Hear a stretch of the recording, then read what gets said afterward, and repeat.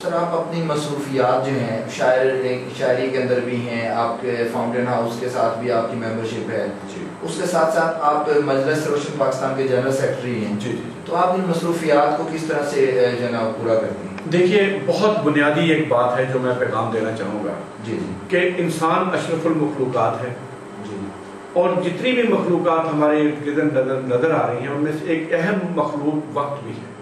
وقت بھی اللہ تعالیٰ کی ایک مخلوق ہے۔ اب دیکھنا یہ ہے کہ جب وقت ہمارے لیے اس کی خلقت ہوئی ہے تو کیا ہم وقت کے ہاتھ میں ہیں یا وقت ہمارے ہاتھ میں ہے؟ اگر آپ وقت کو اپنے ہاتھ میں رکھ کر چلیں گے تو آپ مہیر العقول واقعات جو ہیں وہ آپ کے ہاتھوں رونما ہونا شروع ہوں گے اور آپ بہت سے کام ایسے کر سکتے ہیں اگر وقت کو آپ نے اپنے ہاتھ میں رکھا۔ کیونکہ اگر وقت آپ کے ہاتھ میں نہیں ہے اور آپ وقت کے ہاتھ میں ہیں تو آپ کی صورتحال ان جھاڑ پھوس تنکوں کی طرح ہے جو بگولوں میں جو ہے وہ بگولے میں اڑ رہے ہیں۔ لیکن اگر وقت آپ کے ہاتھ میں ہے تو آپ یقین کیجئے کہ اگر آپ گلدستہ اذان پر کھڑے نہیں ہوتے تو سورج بھی طلوع نہیں ہوتا، اور آپ ایک اشارہ کرتے ہیں تو تخت بلقیس آپ کے قدموں میں پڑا ہوتا۔ تو اس لیے کوئی مجھے کبھی دقت نہیں ہوئی، میں سارے امور الحمدللہ بڑے ہی انصاف کے ساتھ کر رہا ہوں۔ سر یہ بتائیے گا کہ شاعری کے اندر آپ استادی اور شاگردی کی روایت قائم ہے یا دم توڑ چکی؟ وہ روایت تو قائم رہے گی، دم توڑ نہیں سکتی، کیونکہ جب بھی کسی شاگرد کے اندر یہ تڑپ پیدا ہوگی یا آرزو آئے گی کہ مجھے اپنے آپ کو بہتر کرنا ہے، مجھے اپنے معیار کو بہتر کرنا ہے، تو وہ پھر ضرور تلاش کرے گا کہ مجھے کس کے پاس جانا چاہیے، کس کے آگے جو ہے وہ مجھے اپنا جو ہے وہ جو التماس لے کے جائے کہ وہ اس کی جو ہے مدد فرمائے۔ ڈاکٹر صاحب، آپ کسی شاعر کو آپ نے کبھی اصلاح دی یا کبھی جو ہے نا استادی کی طرف کہ میں جو ہے نا باقاعدہ کوئی ایسا ادارہ کھولوں یا استاد بن کے جو ہے نا ادب کی خدمت کروں؟ دیکھیے، میں نے اپنے آپ کو یقین کیجئے کہ جیسے جیسے میں آگے بڑھتا جاتا ہوں میں شاگرد جو ہے نا جیسے لگتا ہے کہ میں شاگردی کو پھر سے آغاز کرنے لگا ہوں نئے سرے سے۔ میں ہمیشہ ساری عمر طالب علم رہنا چاہتا ہوں۔ بہت سے میرے پاس نوجوان آتے ہیں اور آ کے مجھ سے استفادہ کرتے ہیں، میں ان کی مدد کرتا ہوں، جو مجھ سے تعاون ہو سکتا ہے میں کرتا ہوں، لیکن میں نے باقاعدہ جو ہے وہ ایسا سلسلہ نہیں رکھا ہے کہ میں ایک وہ جو ہے نظام قائم کروں اور وہ سلسلہ جو مجھ سے مدد ہو سکتی ہے میں ضرور کرتا ہوں۔ رائٹ سر، یہ بتائیے گا کہ آج کل کے جو استاد شعراء ہیں ان کا ادب کے ساتھ ایک رویہ ہے، جس طرح سے لوگ فلیپ بیس دیتے ہیں، جس طرح سے سادہ کاغذ پہ اصلاح کر دیتے ہیں، جیسے بغیر کتابوں کے پڑھے ہوئے وہ گھنٹہ گھنٹہ 2 گھنٹے تقریبات میں لیکچر دیتے ہیں، تو یہ استاد شعراء کا جو رویہ ہے یہ ادب کی خدمت ہے یا نہیں؟ دیکھیے، گزارش یہ ہے کہ کسی نہ کسی حوالے سے خدمت تو ضرور ہو رہی ہوتی ہے، یعنی ہمیں اگر مثبت سوچ ہم رکھیں تو کہیں نہ کہیں خدمت ہو رہی ہوتی ہے۔ دیکھنا یہ ہے کہ ہمارے معاشرے میں پاکستان میں ایک جو بہت بڑی کمی ہے وہ ہمارے معاش کی کمزوری ہے، اور بلے شاہ نے یہ کہا تھا کہ 5 رکن اسلام دے تے 6واں بلیا ٹک، یعنی ٹکر 6 5 رکن اسلام دے تے 6واں بلیا ٹک، 6واں جینا پورا ہوئے 5 جاون مو۔ تو پھر جہاں مذہب ختم ہو جاتا ہے تو پھر باقی جو معاملات ہیں وہ تو بہت چھوٹے سطح پہ آ جاتے ہیں۔ تو اس لیے بہرحال یہ ایک نظام ہے، چل رہا ہے، اپنے اپنے معاملات ہیں سب۔ تو آپ اس کو اچھا سمجھتے ہیں؟ نہیں، میں تو اچھا نہیں سمجھتا ہوں، لیکن اتنا میں ضرور سمجھتا ہوں کہ ہمارے معاشرے میں جو ادیب اور شاعر ہیں، جو افسانہ نگار ہیں، جو تخلیق کار ہیں، ان کو مضبوط پشت پناہی کی ضرورت ہے، اور ان کا جو معاش ہے ان کو ان کی فکر سے آزاد کرنا ہمارے اداروں کا فرض ہے، اور سب سے زیادہ ہماری حکومت کا فرض ہے کہ وہ ان کی دیکھ بھال کرے اور اپنے سرمایہ کی قدر کرے۔ سر، ہمارے ناظرین کے ساتھ تھوڑا سا شیئر کیجئے گا کہ مجلس روشن پاکستان کیا ہے، اس کے مقاصد کیا ہیں اور یہ کیا چاہتے ہیں؟ دیکھیے، ابھی 14 اگست گزرا ہے جی، پچھلے سال 14 اگست جب گزرا تو اس رات میں 14 اگست کے مناظر میں گم تھی میری سوچ، تو میں نے ایک نظم جو ہے وہ تخلیق ہوئی، میں نے کہی، اور اس کا عنوان تھا کیسے بھولوں گا۔ وہ ان معصوم بچوں پر وہ نظم کہی تھی جو 1947 میں جن پر مظالم اٹھائے گئے۔ وہ نظم میں کچھ ایسی کیفیات ہیں کہ یقین کیجئے میں ساری رات گریہ زاری کرتا رہا، اور میں یہ سوچتا رہا کہ ان بچوں نے ہماری خاطر اپنا مستقبل قربان کر دیا، ان ماؤں کی گودیں اجڑ گئیں، اور آج جن کے لیے یہ کیا گیا وہ اپنی دھرتی ماں کی گود کا احترام ہی نہیں کر رہے۔ हम इस मिट्टी की खुशबू से बहरामंदी नहीं हो रहे हैं। तो इन जज्बात के साथ मैं सही यकीन कीजिएगा, सुबह मैं उठा और प्रोफेसर मोहम्मद मुजफ्फर मिर्ज़ा साहब हैं, बहुत मुअज़्ज़ज़ मेरे लिए, इंतहाई दिल में मोहब्बत है। वो प्रोफेसर मोहम्मद मुनव्वर मिर्ज़ा साहब के छोटे भाई हैं। मैं उनके पास चला गया और मैंने कहा जी मैं चाहता हूँ कि मैं अपनी ज़िंदगी पाकिस्तान के लिए वक्फ कर दूँ, आइए कुछ करें मुल्क के लिए। हम दोनों साहबान उठे और हम चीफ जस्टिस रिटायर्ड मियाँ महबूब अहमद साहब के पास चले गए।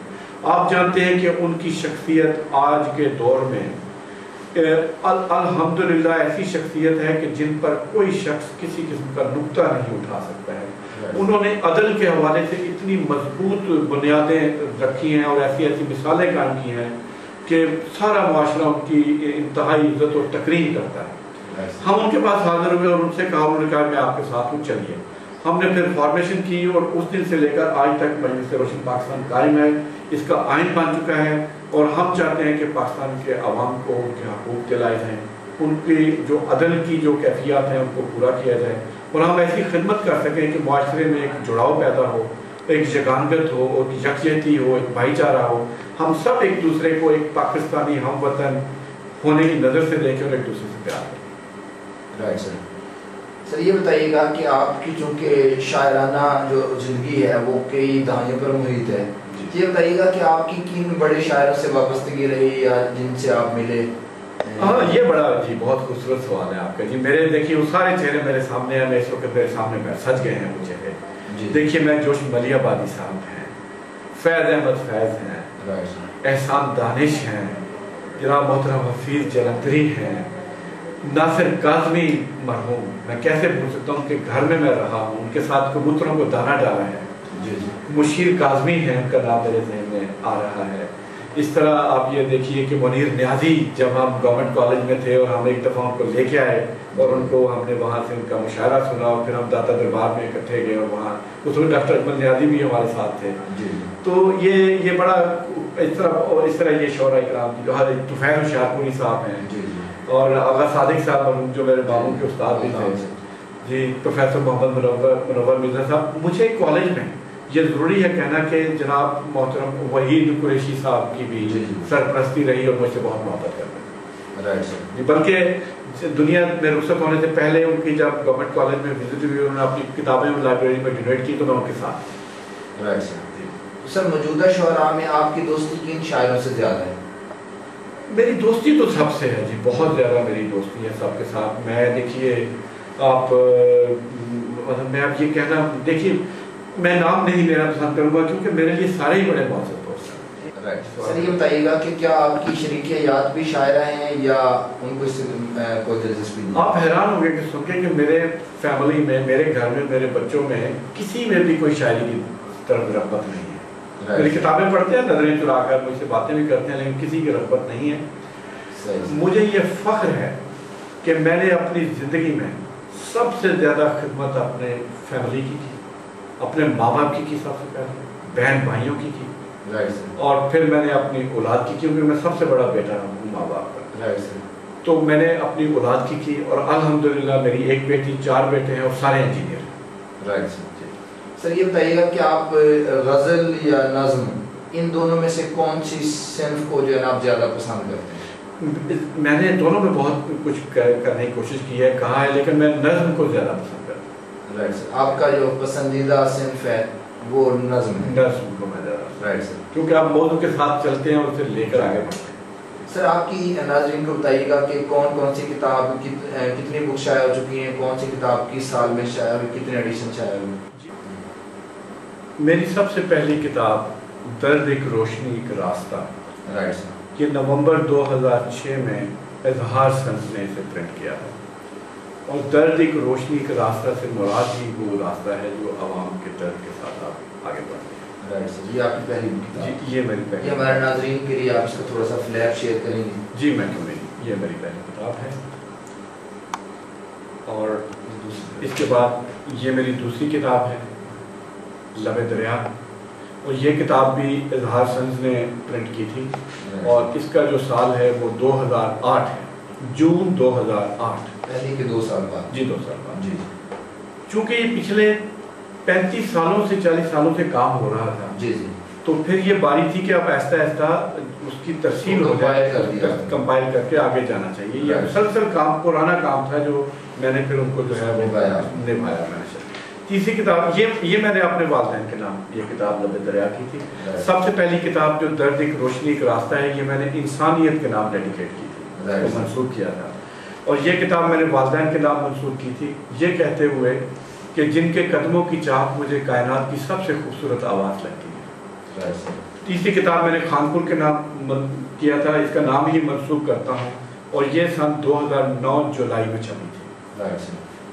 اور چوتھی کتاب میری مہمان نظر، یہ میں نے سیالکوٹ کے نام اس کو منسوخ کیا تھا، سیالکوٹ اور اہلیان سیالکوٹ کے نام، اس لیے کہ یہ وہ شہر ہے جس نے مجھے بہت کچھ دیا ہے. میری شادی جب ہوئی تو میں سیالکوٹ میں تھا، میرے سب بچے وہاں پیدا ہوئے، میرے تمام بہن بھائیوں کی شادیاں وہاں ہوئیں. تو اللہ تعالیٰ کی ذات نے مجھے بہت نوازا، اس شہر نے مجھے بہت کچھ دیا. تو میں نے یہ کتاب سیالکوٹ اور اہلیان سیالکوٹ کے نام کی. اور یہ کتاب جو تھی یہ اکتوبر 2009 میں چلی. کام تو سارا ہو چکا تھا تو یہ نکلنا شروع ہو گیا. پھر میں چونکہ ملک و قوم کی خدمت کے حوالے، یہ میرا نثر پارہ ہے، ہدف کی تلاش. یہ کتاب جو ہے یہ میں نے منسوخ کی ہے پاکستان کے نام، اپنی ارض مقدس کے نام اور اپنے پاکستانیوں کے نام. اور یہ کتاب 2010 میں جو ہے یہ کتاب چھپتی ہے.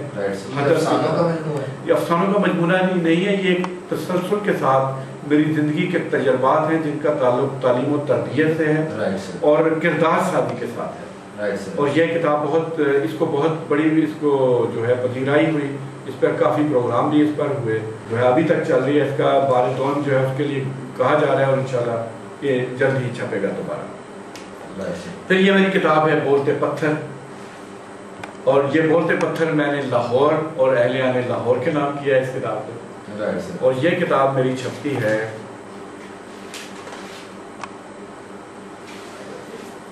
جی، یہ کتاب 14 اگست 2010 یہ کتاب 14 اگست 2010 میں. اور یہ وہ ہدف کی تلاش شروع میں چھپی تھی 2010 کے، تو یہ 14 اگست. اور ابھی یہ میری کتاب آئی ہے ہجر بے لباس. یہ کتاب ادارہ القریش نے چھاپی ہے، اور اس کتاب میں جو ہے انہوں نے جو ہے وہ بڑی محبت سے اس کو چھاپا ہے. میں نے دیکھا ہے کہ انہوں نے دوسری تمام پچھلی کتابوں سے زیادہ بہتر یہ میری کتاب چھپی ہے. اور یہ کتاب جو ہے یہ 2011 میں یعنی دو مہینے پہلے یہ آئی. اور اب سے دستے چراغ لکھ رہے ہیں جی، اس وقت دستے چراغ ہے جس کی کمپوزنگ ہو رہی ہے جی. اور وہ شاعری کی کتاب ہے، وہ بھی دعا فرمائیے گا کہ اللہ تعالیٰ اس میں عزت عطا فرمائے. سر یہ بتائیے گا کہ آپ کے خیال میں ہے نا وہ ادب کے اندر ایک انسان اگر اپنی کتاب لکھنا چاہتا ہے تو اس کے لیے ایگزیکٹ ٹائم کون سا ہے کہ اس وقت کتاب لکھے؟ اس میں کوئی میں اس کو وقتی قید میں نہیں رکھتا ہوں، لیکن میں نے یہ محسوس کیا ہے کہ جب میں صبح کی نماز پڑھتا ہوں، جب اٹھتا ہوں تو میں دیکھتا ہوں کہ میری طبیعت جو ہے نا وہ اس طرف راغب ہو چکی ہے. اس کے اندر جو ایک کریٹیوٹی ہوتی ہے نا، ایسے جیسے اس کی کھڑکیاں کھل گئی ہیں. جب نماز سے فارغ ہوتا ہوں تو پھر میری کوشش ہوتی ہے کہ میں اس لمحے کو کیچ کروں